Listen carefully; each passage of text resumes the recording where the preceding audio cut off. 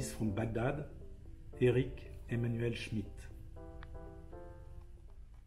Je m'appelle Saad Saad, ce qui signifie en arabe espoir, espoir, et en anglais triste, triste. Parfois je suis Saad l'espoir, parfois Saad le triste, même si, aux yeux du plus grand nombre, je ne suis rien.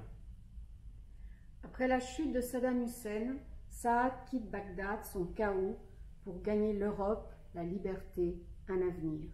Au terme d'un voyage digne d'Ulysse, accompagné de l'esprit de son père mort en Irak, Saad atteint enfin Londres.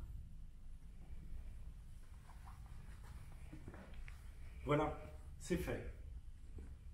Dans une chambre à 3 lits où 6 hommes se relaient pour dormir tour à tour, je demeure à Soho, Londres, Angleterre.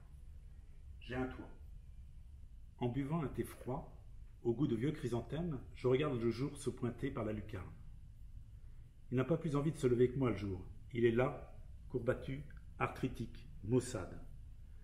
Il se demande si cela vaut la peine d'éclairer les toits humides, noirs, cirés de pollution graisseuse.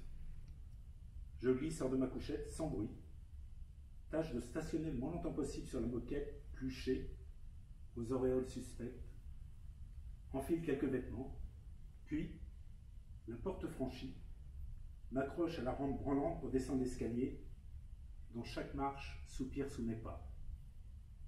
Pour sortir, il faut enfoncer un bouton qui beugle comme une chaise électrique et donner plusieurs coups d'épaule dans le bâton. Dehors, je débouche dans une rue si étroite qu'un athlète de bonne carrure n'y passerait pas de front. Le Londres où je m'incruste me déconcerte.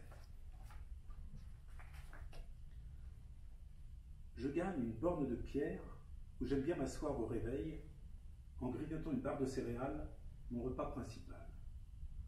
Autour de moi, des putains de tous les âges et de toutes les races, maquillage ruiné, quittent leur lieu de travail pour plonger dans une rame de métro. Des clochards entament leur jour de sommeil et de jeunes japonais impeccables, aux pantalons repassés sur le pli, débouchent, guide en main, pour visiter la capitale britannique. Alors, fils, c'est ça le paradis? Papa m'affronte, assis sur la fontaine. Je souris. Qu'est-ce que tu en penses? Moi, tu veux la vie de ton père? Vraiment? Oui. J'ai l'impression que tu n'as pas quitté le pays, fils. En tout cas, que tu n'as pas quitté Babel. C'est Babel ici. Babel des langues, Babel des cuisines, Babel des sexes même. Si, pour rester encore chez nous, on pourrait plutôt invoquer Sodome et Gomorrhe. Où veux-tu en venir? Le cousin de Leïla, celui qui t'aide là, le videur du sex shop, il ne te présente que des étrangers.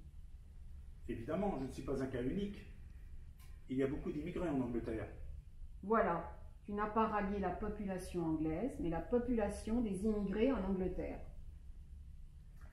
Un policier flânait près de nous, flegmatique, le teint piqué de taches de son, se dandinant d'une façon qui se voulait rassurante pour chacun, arborant comme des prothèses exagérées son étrange casque et son revolver sur ses fesses rebondies. Papa lui jeta un regard sceptique. Selon lui, un véritable agent de l'ordre devait se montrer beaucoup plus effrayant.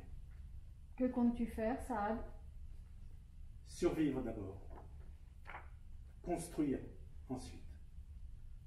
Le cousin m'a promis un petit travail au noir près de la gare. Contre 200 €, il peut me procurer une fausse carte de séjour. Ça permet ensuite de dégoter un travail officiel. Quand j'y verrai plus clair, je finirai mes études de droit et j'épouserai Leïla. Papa haussa les épaules découragé par l'ampleur de la tâche. J'éprouvais le besoin de l'apaiser, d'être compris de lui. Tu raisonnes à l'ancienne, papa. Tu raisonnes à la Homère. Il y a 3000 ans, un homme, Ulysse, rêvait de revenir chez lui après une guerre qui l'en avait éloigné. Moi, j'ai rêvé de quitter mon pays dévasté par la guerre. Quoique j'ai voyagé et que j'ai rencontré des milliers d'obstacles pendant ce périple, je suis devenu le contraire d'Ulysse. Il retournait, je vais. À moi l'aller, à lui le retour. Il rejoignait un lieu qu'il aimait, je m'écarte d'un chaos que j'abhorre. Il savait où était sa place. Moi, je la cherche. Tout était résolu pour lui par son origine. Il n'avait qu'à régresser, puis mourir heureux, légitime. Moi, je vais édifier ma maison hors de chez moi, à l'étranger, ailleurs. Son odyssée était un circuit nostalgique, la mienne, un départ gonflé d'avenir. Lui avait rendez-vous avec ce qu'il connaissait déjà. Moi, j'ai rendez-vous avec ceux que j'ignore. Tu poursuis un rêve, fils, mais en attendant, ta vie n'est pas un rêve.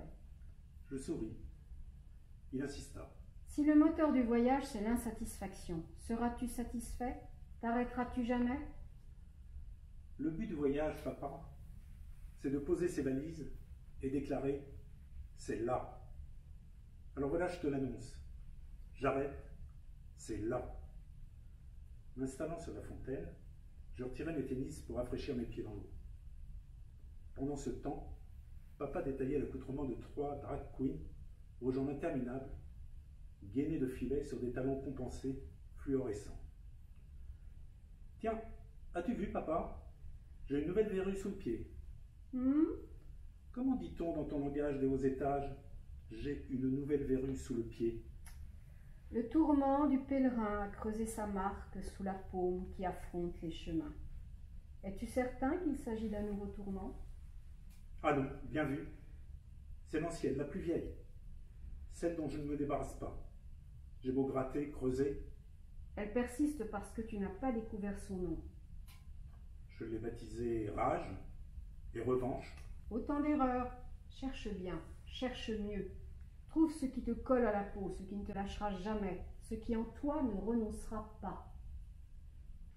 Je regardais la verrue ultime, celle qui résistait à tout. Et en soufflant sur elle, je prononçais enfin son vrai nom, ce nom qui était le mien et me définissait. Je la nommais Espoir.